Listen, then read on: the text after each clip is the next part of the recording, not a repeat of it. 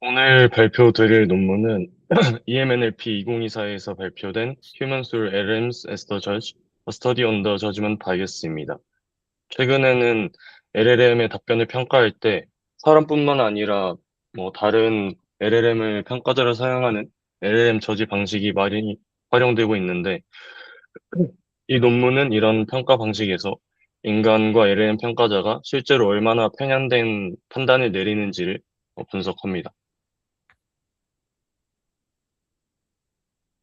먼저 연구 배경부터 설명드리면 기존의 LLM 벤치마크는 객관식 문제나 정답이 정해진 문제를 중심으로 구성되는 경우가 많았었는데 최근 LLM은 단순한 객관식 풀이보다 요약이나 대화 또는 설명 생성 같은 오픈엔드 태스크에 더 많이 사용되고 있습니다. 이런 오픈엔드 랜서는 하나의 정답만 존재하지 않고 서로 표현이 다른 두 답변이 모두 적절할 수도 있고 사실관계는 맞지만 설명력이 다를 수도 있습니다.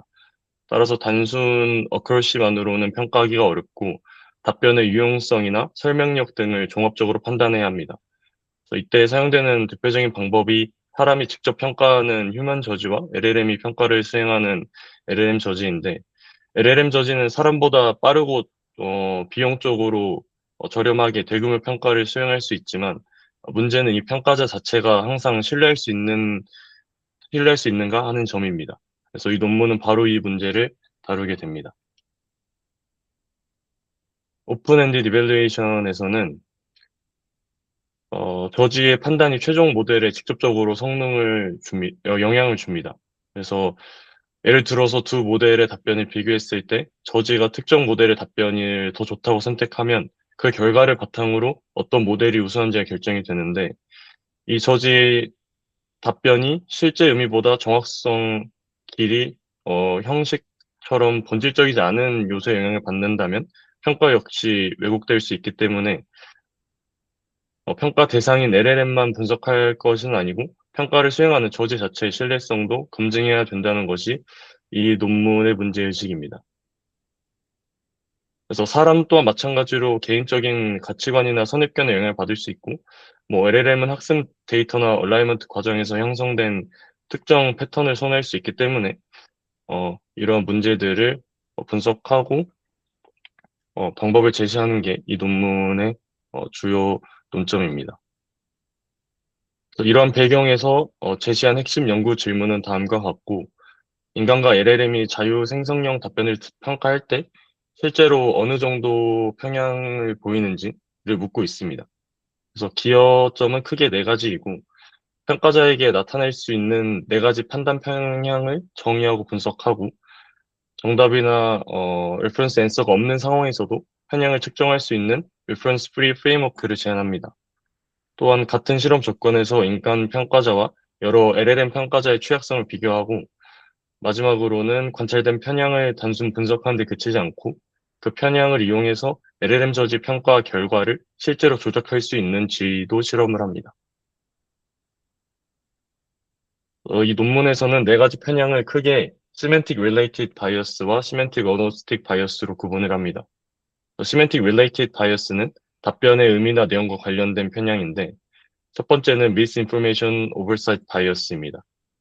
답변 안에 사실적 오류가 존재하는데도 평가자가 이를 발견하지 못하거나 중요하게 고려하지 않는 경향입니다. 두 번째는 젠더 바이어스이고, 여기서, 이 논문에서는 젠더 바이어스가 평가자 자신이 특정 성별을 직접 선호한다는 의미보다는 답변 안에 성차별적이거나 성별에 대한 편향된 표현이 들어있는데도 제대로 감지하지 못하는 현상을 뜻합니다. 다음은 시멘틱 어너스틱 바이어스인데, 이는 답변의 의미 자체와 직접적으로 관계없는 요소에 영향을 받는 편향입니다. 그중에 authority bias는 출처나 권위가 제시된 답변을 실제 근거와 진위와 관계없이 더 신뢰하는 경향이고, 논문에서는 진짜 출처가 아니라 그럴듯하게 만든 fake reference를 추가하는 방식을 사용했습니다. 뷰티 바이어스는 내용이 아니라 답변의 시각적인 형식에 영향을 받는 경향이고, 이모지나 기호, 강조 표현 같은 보기 좋은 형식에 또 그렇게 만들었을 때 저지의 선호가 달라지는지를 분석합니다. 다음은 실험 데이터를 생성하는 과정인데, 먼저 GPT-4를 이용해서 질문들을 생성합니다.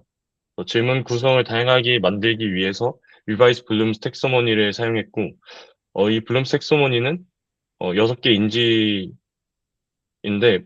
기억, 이해, 적용, 분석, 평가, 이 생성까지 해서 6단계로 구분하는 체계이고, 이 각 단계마다 30개의 질문을 생성해서 처음에는 총 180개의 질문을 만들었고, 이 적절성과 분류를 직접 확인하고, 최종적으로는 142개의 질문을 사용했습니다.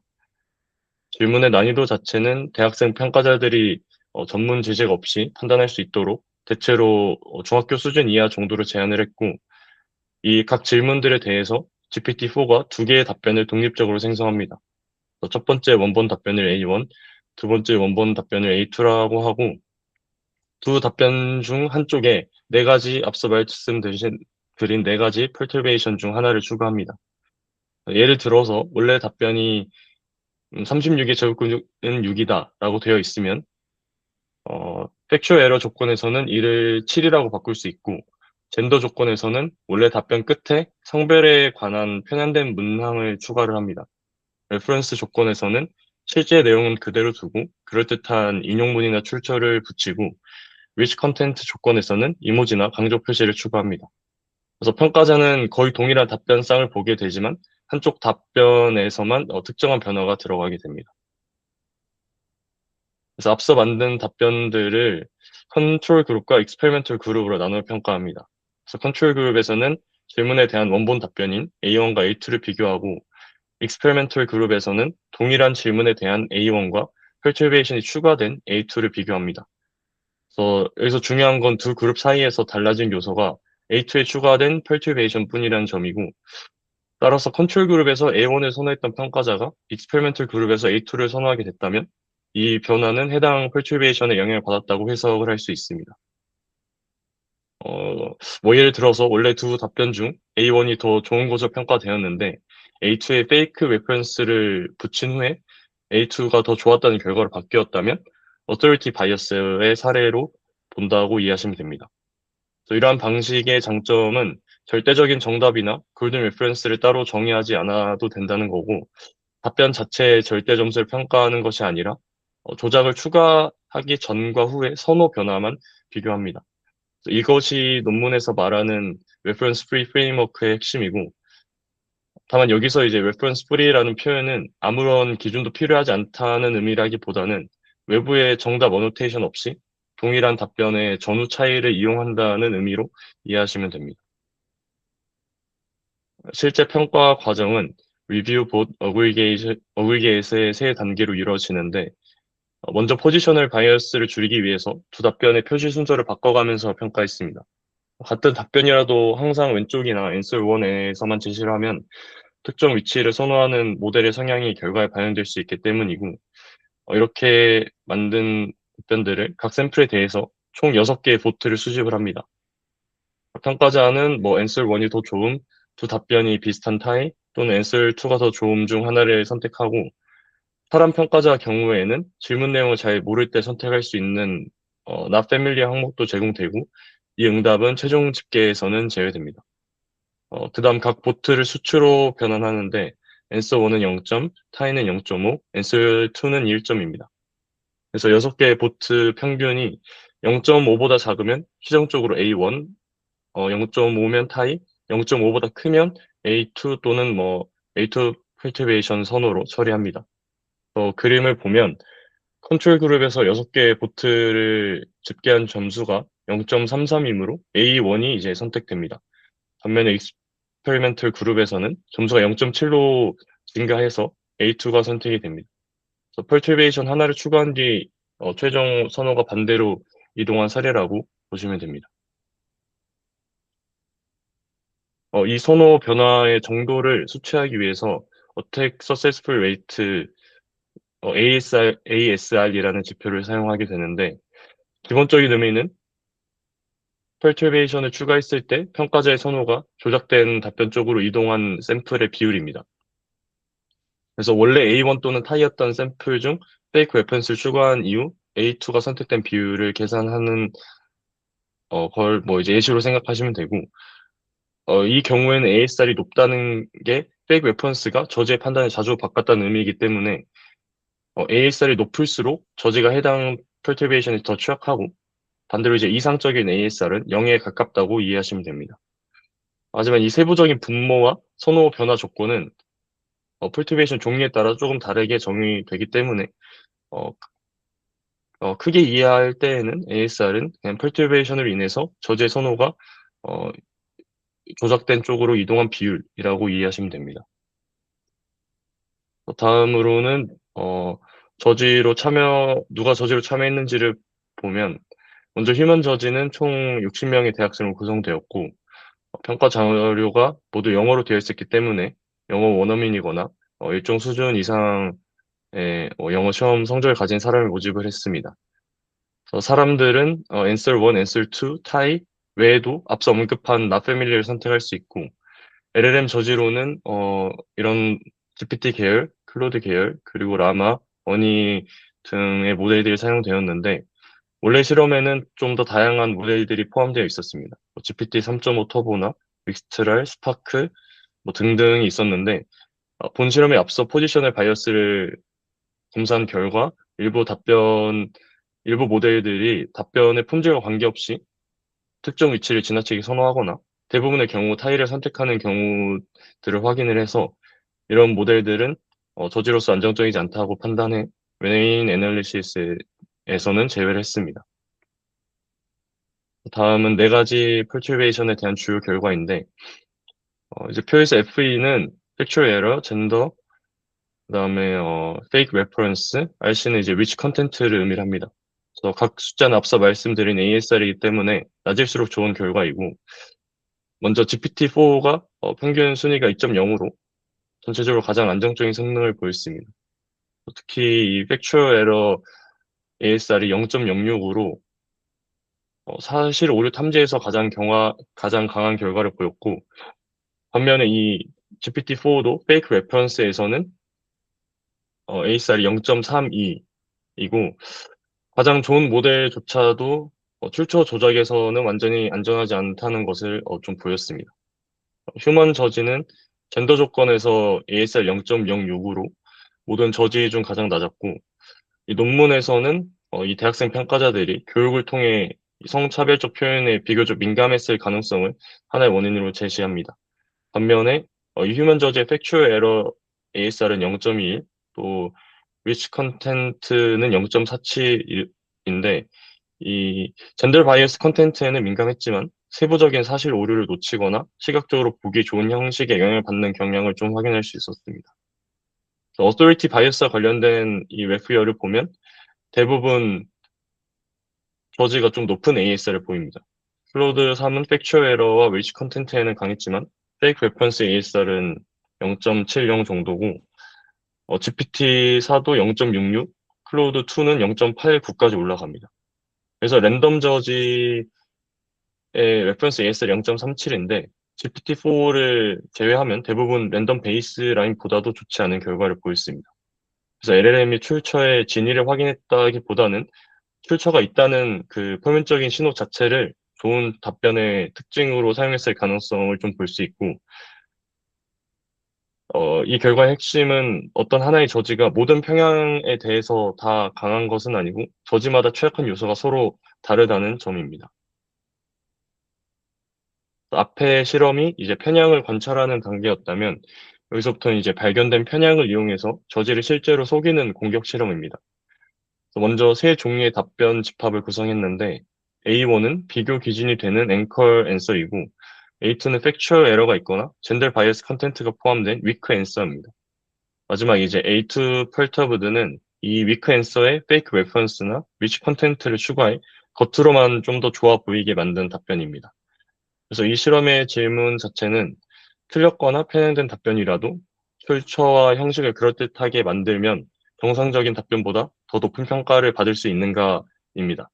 그래서 왼쪽 그래프는 팩추얼 에러가 들어있는 답변에 대한 결과고 오른쪽은 이제 젠더 바이어스 컨텐츠가 들어있는 답변에 대한 결과입니다. 전체적으로 GPT-4와 클로드 3가 다른 모델보다 공격이 강한 걸 확인할 수 있는데 이 모델들도 ASR이 완전히 0은 아닙니다. 이제 반면에 클로드나 뭐 라마 등은 조건에 따라 상당히 좀 높은 ASR을 보였는데 래프와 RC를 동시에 사용하면 공격 성능률이 높아지는 경우가 많았고 대체로 RC보다 래프가 더 효과적이었다는 특징을 확인할 수 있습니다.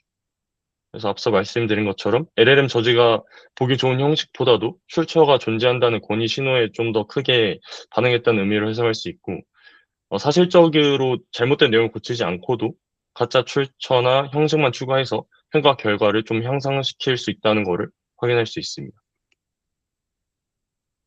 두 번째 이 공격 실험은 오류가 명시적으로 들어있는 답변이 아니라 단순히 품질이 더 낮은 답변을 대상으로 합니다.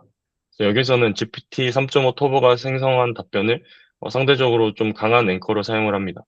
그리고 라마 2챗 이 계열 모델들을 이 모델들이 생성한 답변을 위크 앤서로 구성을 합니다. 그래서 이 별도의 평가를 통해서 이 라마 계열 답변들이 GPT 3.5 터보 답변보다 실제로 품질이 좀 많이 낮다는 것을 먼저 확인을 하고 진행을 하였고, 이 위크 앤서에 페이크 레퍼런스를 추가하고 저지의 선호가 바뀌는지를 확인합니다.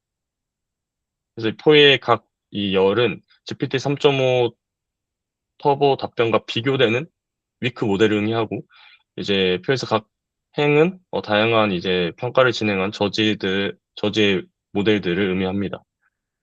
그래서 이 각 행을 왼쪽에서 오른쪽으로 보면 ASR이 전반적으로 증가를 합니다. 그래서 뭐 GPT-4 저지의 경우에는 LM7B에서 0.04, 13B에서 0.07, 70B에서 0.09지만 품질이 이제 비슷한 GPT 3.5 터보 답변끼리 비교할 때는 0.40으로 크게 증가하게 됩니다. 그래서 한 답변이 명확하게 나쁘다면 페이크 레퍼런스만으로 결과를 뒤집기는 좀 어렵다는 것을 보여주지만 이렇게 두 답변의 실제 품질이 비슷할수록 이 페이크 레퍼런스가 좀 최종 판단에 더 큰 영향을 준다는 것을 확인할 수 있습니다. 그래서 이 실험이 시사하는 바는 이 페이크 레퍼런스가 언제나 약한 답변을 이기는 건 아니지만 답변 간 품질 차이가 작을 때는 순위를 뒤집을 수 있는 결정적인 요소가 될 수 있다는 점입니다. 다음은 디스커션과 리미테이션인데 먼저 LLM 저지는 사람보다 훨씬 빠르게 대규모 평가를 수용할 수 있고 비용과 뭐 시간 측면에서도 분명한 장점이 있습니다. 이제 다만 평가 결과를 완전히 객관적인 점수로 간주해서는 안 된다는 것이 핵심이고 특히 서로 성능이 비슷한 모델을 비교하거나 답변의 형식과 뭐 길이, 인용 방식이 서로 다른 경우에는 저지 바이어스가 순위에 영향을 줄 수 있습니다. 그래서 실제 평가에서는 하나의 저지만 사용하기보다 여러 저지의 결과를 비교하거나 답변의 형식을 통제하고 위치를 좀 교차 배치해서 일부 샘플은 또 사람이 어느 정도 검증하는 방식이 필요할 수 있다는 점이고 연구 자체의 리미테이션을 살펴보면 첫 번째는 데이터 규모입니다.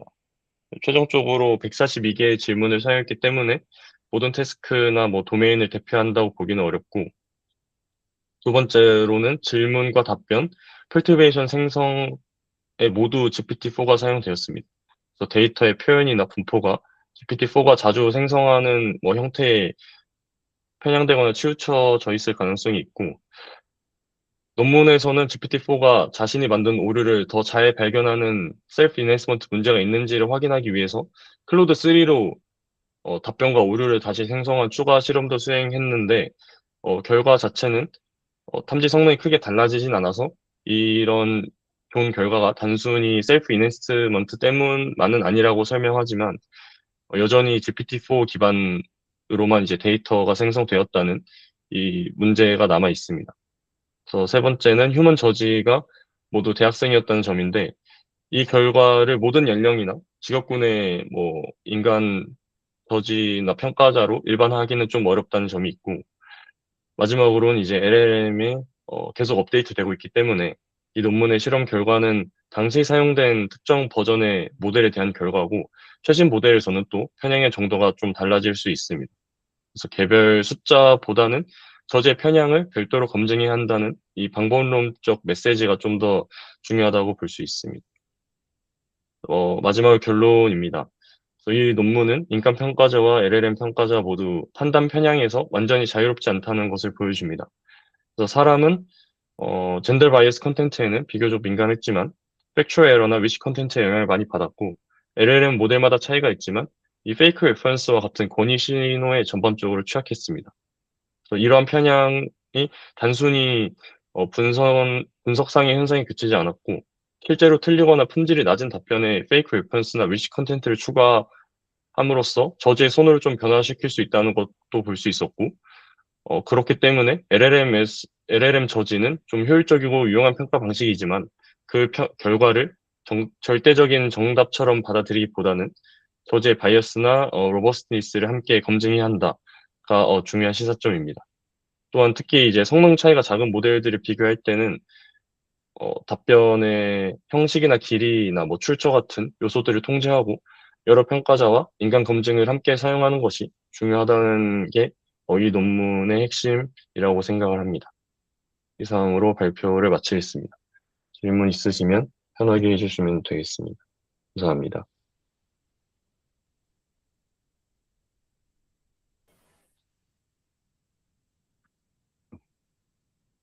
저 질문 있는데요. 네.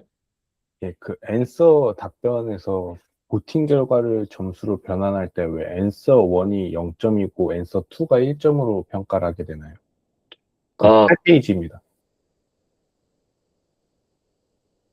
이게 그 사실 이 앤서 1과 앤서 2도 아예 딱 정확히 나눈 게 아니고 그냥 이 논문에서 설명하기 위해서 답변이 이제 두 개가 나오니까 하나를 앤서 1, 앤서 2로 놔둔 것이고 점수가 더 낮다고 해서 이게 0점이라고 해서 더 뭐 점수에 그 높낮이가 있는 게 아니고 그냥 0점에 가까우면 이 A1의 선호가 더 강하게 나타났다 정도로 보고 1점에 가까우면 A2의 선호가 더 강하게 나타났다를 평가하기 때문에 네, 사실 이 점수의 이 절대적인 크기 자체를 보는 게 아니라서 그렇게 설정한 것 같습니다.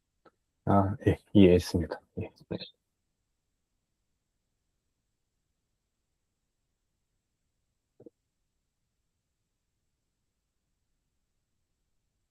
그리고 추가적으로 하나 있는데, 그 5페이지의 네 가지 판단 편향에 대해서는 네. 왜 이렇게 네 개로만 정리가 돼 있는 건가요? 사실 저도 이 부분을 좀 집중해서 보긴 했는데, 이 편향들을 만든 것과, 그리고 왜 이렇게 나눴는지에 대한 뭐 정확한 설명들이 있진 않고, 그냥 단순히 이 네 가지 이 편향들을 GPT-4로 생성을 했다.